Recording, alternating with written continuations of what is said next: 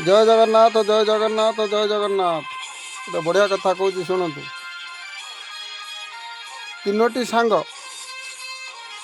ସାଙ୍ଗ ବଜାର ବୁଲିବାକୁ ଗଲେ, ବୁଝିଲ। ବୁଲିଲା ବେଳେ ଗୋଟେ ଗୁପଚୁପ ଦୋକାନକୁ ଗଲେ। ଗୋଟେ ସାଙ୍ଗ କହିଲା, ରେ ଗୁପଚୁପ ଟିକେ ଖାଇବା ଚାଲ, ଆଜି ମନ କରୁଛି।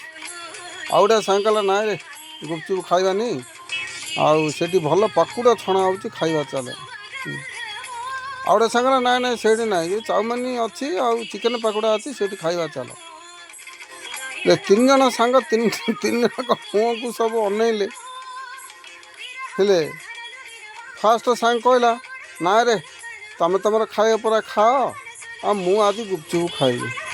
ସେକେଣ୍ଡ ସାଙ୍ଗ କହିଲା, ଠିକ୍ ଅଛି ତୁ ଗୁପଚୁପ ଖା, ଚାଲରେ ଆମେ ଦୁଇ ଜଣ ଯିବା, ବୁଝିଲୁ, ସେଠି ଭଲ ପାକୁଡ଼ା ଫାକୁଡ଼ା ଛଣା ହେଉଛି, ସେଇଠି ଖାଇବା।